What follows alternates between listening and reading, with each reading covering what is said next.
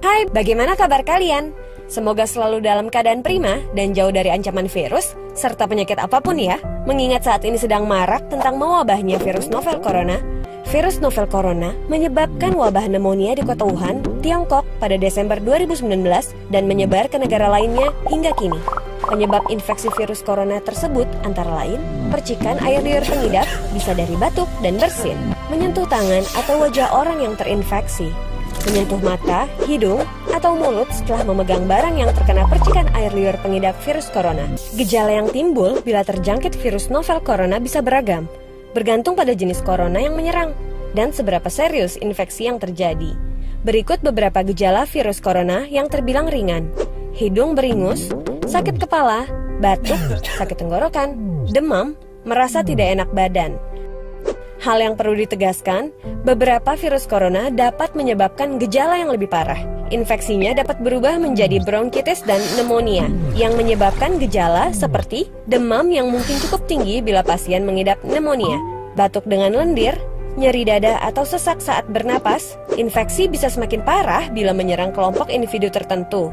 Contohnya, orang dengan penyakit jantung atau paru-paru, orang dengan sistem kekebalan yang lemah. Hingga saat ini, belum ada vaksin yang dapat mencegah virus corona. Maka dari itu, langkah terbaik adalah mencegah penyebaran virus tersebut, yaitu menghindari berpergian ke Cina, menggunakan masker saat beraktivitas di luar ruangan, terutama bila kamu beraktivitas di tempat umum. Rutin mencuci tangan dengan air dan sabun atau hand sanitizer yang mengandung alkohol. Tutup mulut dan hidung saat kamu batuk atau bersin. Jangan menyentuh mata, mulut, dan hidung sebelum mencuci tangan. Hindari berdekatan dengan orang yang sedang sakit. Jaga kebersihan benda yang sering disentuh dan kebersihan lingkungan. Semoga kita terhindar dari virus ini dan segala penyakit lainnya ya.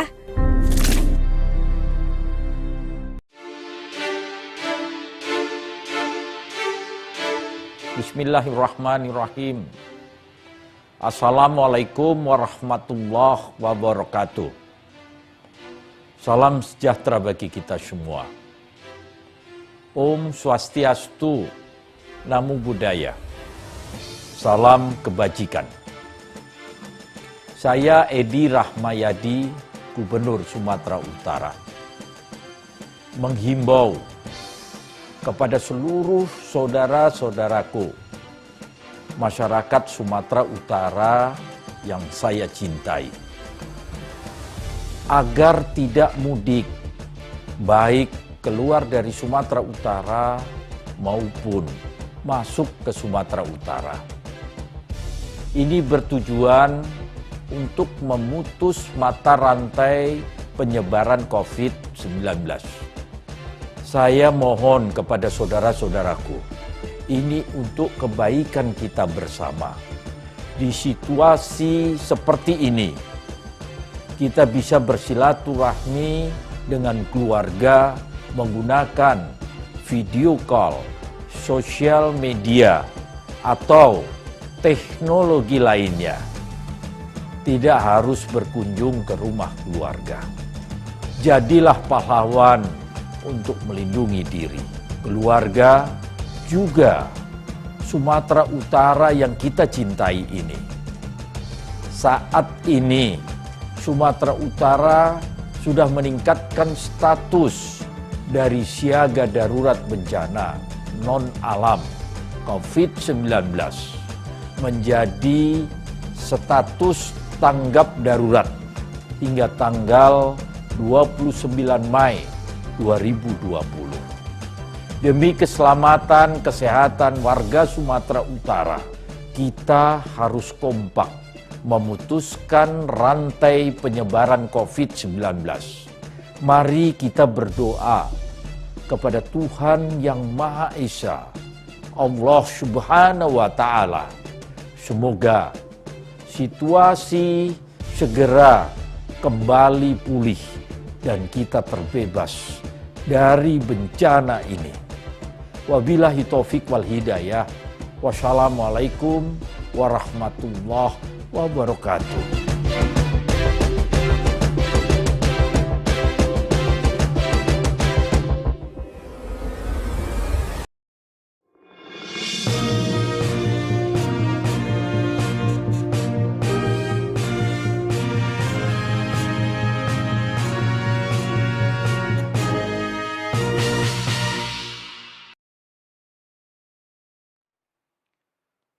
Selamat pagi menjelang siang, saudara-saudara sekalian. Saya Dr. Hari Butar-Butar, Kepala Unit Donor Darah PMI Kota Medan. Salam sejahtera bagi kita semua.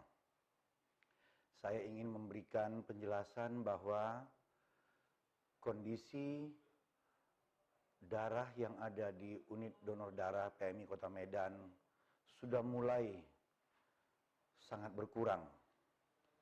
Yang biasanya kita punya stok darah rata-rata 1.500 kantong untuk memenuhi kebutuhan darah di seluruh Kota Medan dan sekitarnya, sekarang kita sudah sangat menurun dan darah yang ada pada kita sekarang ada berkisar 500 kantong. Kami sangat menyetujui anjuran pemerintah untuk tetap tinggal di rumah untuk memutus rantai penyebaran COVID-19 ini.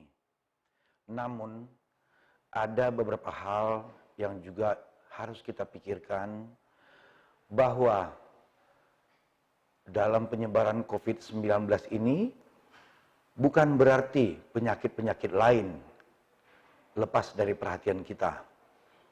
Contohnya, penyakit-penyakit kanker yang juga membutuhkan darah, anemia, dan lain-lain yang juga membutuhkan darah.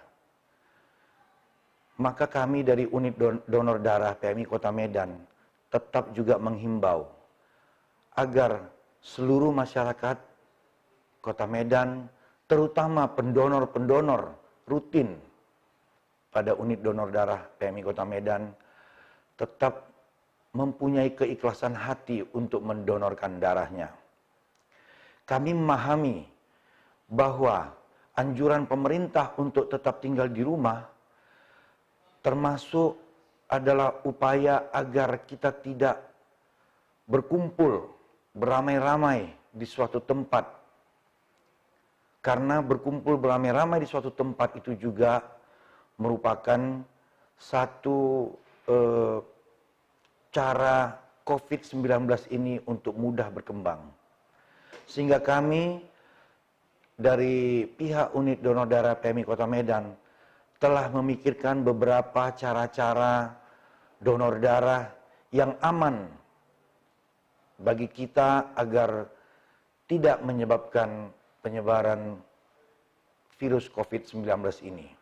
Misalnya, selama ini donor darah dilakukan dalam suatu ruangan dengan jarak berkisar setengah meter tiap-tiap orang untuk melaksanakan donor darah. Kami sudah mencoba suatu formulasi yang aman bagi pendonor, di mana seandainya pendonor ada 100 orang, maka kami akan mencoba hadir di tempat donor darah di dalam satu aula misalnya, dengan melayani pendonor hanya 5-10 orang dengan jarak masing-masing 2 meter. Dan kemudian arus masuk dan arus keluarnya juga bagi pendonor sudah kita atur supaya tidak saling bersinggungan, tidak saling bertemu, sehingga semua kegiatan donor darah ini bisa aman bagi seluruh pendonor, sehingga darah di Kota Medan ini yang kami simpan di unit donor darah PMI Kota Medan dapat juga mencukupi kebutuhan darah bagi masyarakat Kota Medan. Kami juga menyediakan waktu yang cukup untuk berdiskusi bagi seluruh pendonor apabila ingin bertanya bagaimana mekanisme donor darah yang betul-betul aman bagi pendonor. Sebelum melakukan donor darah, pada kelompok-kelompok pendonor darah, biasanya kami mengirimkan staf kami ke panitia pendonor untuk berdiskusi dulu bagaimana mekanisme donor darah yang akan kita laksanakan seperti yang kami lakukan selama ini. Sehingga apabila ada yang masih mau dibicarakan atau ada yang masih mau ditanyakan oleh pihak panitia, bagaimana supaya donor darah ini bisa aman, kami siapkan waktu terlebih dahulu.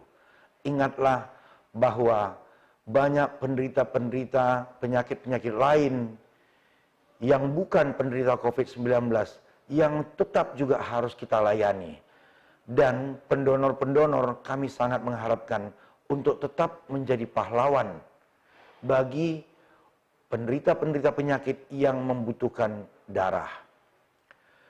Di tengah-tengah merebaknya wabah corona COVID-19 ini, kita jangan lupa bahwa kita juga harus tetap memikirkan penderita-penderita lain yang sangat membutuhkan darah.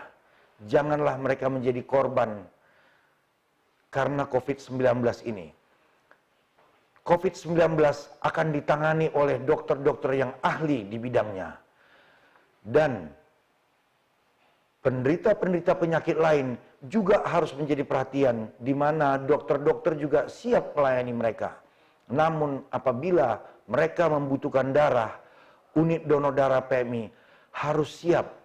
Dan pendonor-pendonor yang biasanya mendonorkan darahnya secara rutin, tetap dibutuhkan uluran tangannya secara ikhlas untuk memikirkan nasib mereka. Baiklah, ini ada beberapa hal yang mungkin akan harus saya jelaskan. Ada beberapa pertanyaan yang muncul. Dalam keadaan normal, berapa banyak pendonor dan sekarang ini berapa pendonor? Di saat ini, yang biasanya pendonor-pendonor, kelompok-kelompok pendonor yang secara rutin mendonorkan darahnya sekali dalam 2 bulan, sudah mulai membatasi diri. Apalagi pendonor-pendonor yang mendonorkan darahnya dalam kelompok pendonor dalam jumlah besar. Mereka juga sudah mulai mengurung diri dan tidak lagi bersedia untuk mendonorkan darahnya. Kami sangat memahami pemikiran saudara-saudara pendonor yang biasanya sangat ikhlas mendonorkan darahnya. Kami memahami bahwa saudara-saudara juga harus menjaga diri saudara. Tapi kami sudah menyiapkan satu mekanisme yang betul-betul aman.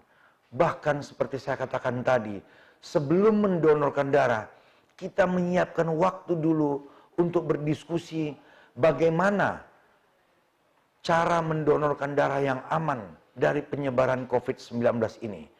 Kami sangat berharap saudara-saudara mau meluangkan waktu untuk berdiskusi dahulu sebelum mendonorkan darahnya, supaya Anda betul-betul yakin sebelum Anda mendonorkan darah, Anda betul-betul aman dari penyebaran COVID-19 ini. Dan kami juga terbuka apabila saudara-saudara pendonor memberikan saran bagaimana, apa yang harus kami siapkan supaya saudara-saudara pendonor tetap mau secara ikhlas mendonorkan darahnya.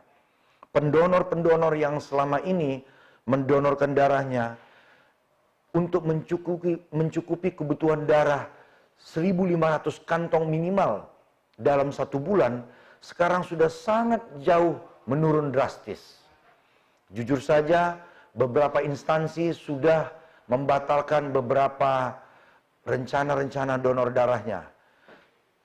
Tapi kami sangat berterima kasih karena Ketua PMI Pusat, Pak Yusuf Kalla, sudah menghubungi beberapa instansi, aparat-aparat pemerintah seperti TNI AD, TNI Angkatan Udara, TNI Angkatan Laut, dan Polri yang sudah sempat membatalkan beberapa acara donornya setelah Bapak Yusuf Kalla menghubungi instansi-instansi itu semua.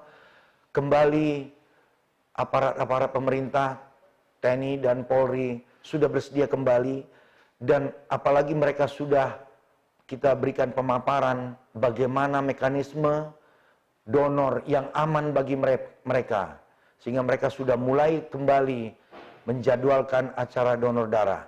Kami sangat berharap instansi-instansi yang lain, kelompok-kelompok pendonor yang lain bersedia dengan ikhlas mendonorkan darahnya seperti contoh yang sudah dilakukan oleh TNI dan Polri. Kemudian ada pertanyaan yang muncul, berapa total stok darah yang dalam keadaan normal dan saat ini berapa? Biasanya stok darah yang normal itu 1.500 kantong minimal agar mencukupi kebutuhan darah di Kota Medan dan sekitarnya. Saat ini kita hanya punya stok sekitar 500 kantong.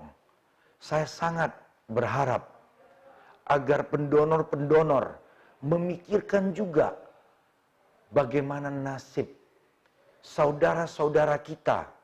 Mungkin itu adalah saudara-saudara Anda, mungkin itu adalah saudara-saudara saya yang juga sedang menghadapi penyakit yang berat, yang sangat membutuhkan uluran tangan saudara-saudara secara ikhlas. Percayalah saudara-saudara sekalian, kami sudah menyiapkan cara yang aman mendonorkan darah agar tidak terpapar virus COVID-19 ini.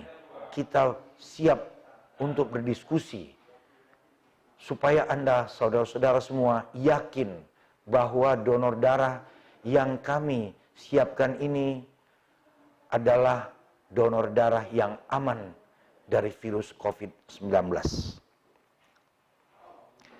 Bagaimana menangani penyakit-penyakit yang butuh darah dengan kondisi saat ini? Saya kira, kebetulan saya juga seorang dokter, saya juga memahami bahwa pasien-pasien yang butuh darah dalam kondisi saat ini betul-betul terhambat, betul-betul sangat mengalami gangguan penanganan penyakit. Karena pasien-pasien yang butuh darah sangat mengharapkan bantuan dari unit donor darah PMI Kota Medan, sementara stok yang ada pada kita sudah sangat jauh menurun. Dan pasien-pasien yang membutuhkan darah ini juga mempunyai batas waktu. Contohnya pada saat penyakit-penyakit kritis, penyakit-penyakit kanker yang sangat butuh darah secara cepat. Pada pasien-pasien yang mengalami trauma, kecelakaan, mengalami perdarahan akut yang sangat membutuhkan darah. Sama halnya dengan penyakit pada pasien-pasien yang mengalami COVID-19 ini. Sama-sama menghadapi kondisi yang bisa cepat merenggut nyawa. Jadi kami sangat membutuhkan keikhlasan saudara-saudara pendonor sekalian. Bantulah mereka, karena mereka juga sama seperti penyakit penderita COVID-19, juga sedang meregang nyawa.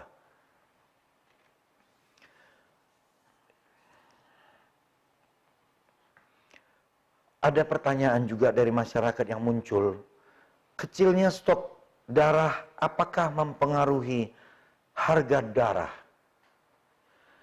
Harga darah sudah ditentukan dari PMI Pusat dan Kementerian Kesehatan. Tidak berubah. Harga darah tetap. Bukan karena harga darah, karena stok darah menurun, kemudian harga darah dinaikkan. Tidak seperti itu. Karena darah ini betul-betul tidak diperdagangkan. Harga darah yang dengan harga tertinggi yang telah ditentukan oleh PMI Pusat dan Kementerian Kesehatan, itu memang darah sebagai pengganti biaya pengolahan darah. Artinya, pengolahan darah itu memang membutuhkan biaya karena pengolahan darah itu dipergunakan dengan mesin-mesin yang sesuai dengan standar internasional yang disiapkan oleh PMI. Artinya pemeliharaan mesin-mesin ini, penyediaan kantong darah, penyediaan regensia untuk mengolah darah itu, hanya itu biaya yang dibutuhkan. Sehingga biaya darah akibat dari virus COVID-19 ini tidak berubah. Pertanyaan selanjutnya, apakah kami bisa membeli darah dari PMI Kota Medan? Tidak perlu. Tidak perlu membeli darah dari PMI Kota Medan.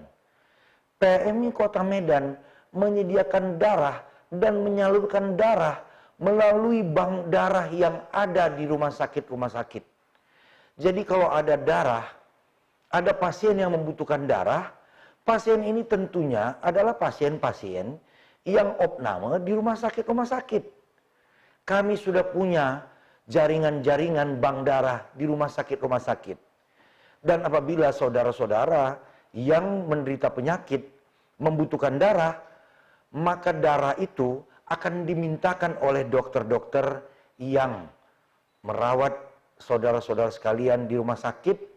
Dokter-dokter ini akan mengajukan permintaan darah ke rumah sakit, dan rumah sakit akan minta ke bank darah yang ada di rumah sakit tersebut. Apabila ada kekurangan darah di bank rumah sakit tersebut, maka bank darah rumah sakit tersebut akan meminta kepada PMI Kota Medan. Jadi saudara-saudara sekalian sebenarnya tidak langsung meminta darah, karena saya juga meyakini saudara-saudara sekalian tidak butuh darah itu langsung. Nanti akan dituduh jadi Dracula jadinya kalau peminum darah gitu. Ada pertanyaan lagi, apakah donor mengurangi imunitas di tubuh? Saya kira pendonor-pendonor rutin sudah sangat memahami bahwa justru donor darah ini memberikan kebaikan kesehatan bagi saudara-saudara sekalian. Mengurangi kemungkinan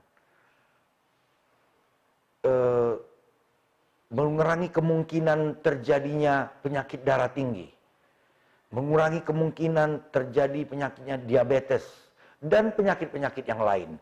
Jadi justru sebenarnya donor darah ini adalah kegiatan yang baik bagi kesehatan. Imunitas tubuh justru akan meningkat. Semakin orang sehat, justru imunitas tubuh semakin meningkat. Jadi bukan menurunkan imunitas tubuh. Darah yang berkurang bukan berarti imunitas tubuh berkurang, tapi justru tetap akan meningkatkan kesehatan bagi saudara-saudara sekalian. Jadi kami dari Unit Donor Darah PMI Kota Medan sangat menghimbau agar saudara-saudara sekalian jangan takut untuk mendonorkan darahnya. Seperti yang kami katakan sebagai pendahuluan tadi, kami tetap menyediakan waktu, menyediakan ruang untuk berdiskusi sebelum donor darah dilakukan, supaya saudara-saudara sekalian yakin aman dari kemungkinan terpapar virus COVID-19. Saya sangat berterima kasih.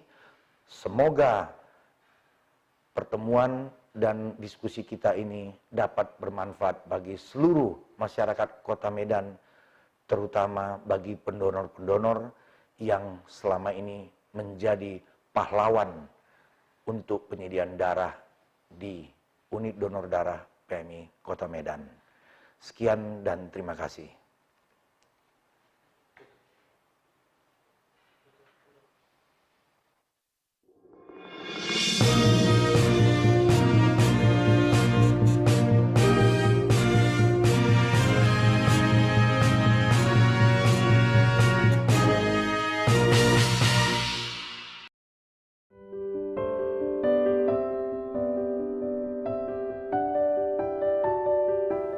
Kita tahu semua, saat ini virus COVID-19 telah memasuki fase yang tidak baik dan sangat mengkhawatirkan. Saya meminta seluruh masyarakat agar mengisolasi diri di rumahnya masing-masing. hingga keadaan yang lebih baik.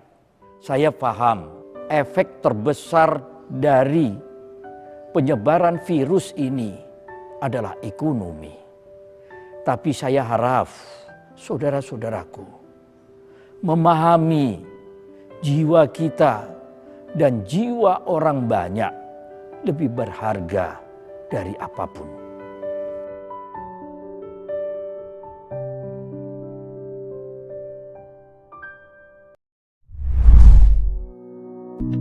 Wabah virus corona bisa kita hindari bila mereka yang terkena penyakit ini melakukan isolasi diri. Tidak semua pasien corona harus dirawat di rumah sakit. Mereka yang tidak termasuk kelompok rentan cukup melakukan isolasi diri di rumah. Protokol isolasi diri sendiri dalam penanganan COVID-19. Mengapa orang yang diduga tertular COVID-19 diisolasi setidaknya 14 hari? Gejala COVID-19 biasanya muncul dalam rentang 1-14 hari berupa batuk, demam, atau sesak nafas. Dalam selang waktu itu, kondisi orang diduga terinfeksi COVID-19 diisolasi dan dipantau di rumah sakit, rumah, atau tempat lain. Untuk memastikan infeksi, akan dilakukan tes beberapa kali. Apabila Anda bukan kelompok rentan seperti lansia atau memiliki penyakit kronis lain seperti diabetes, jantung, kanker, penyakit paru kronik, AIDS, penyakit autoimun, dan sejenisnya, maka Anda dapat secara sukarela atau berdasarkan rekomendasi petugas kesehatan melakukan isolasi mandiri. Apakah isolasi mandiri itu? Isolasi mandiri adalah upaya mencegah penyebaran COVID-19 dengan berdiam diri di rumah sambil memantau kondisi diri kita, seraya tetap menjaga jarak aman dari orang sekitar atau keluarga. Siapa yang perlu melakukan isolasi mandiri?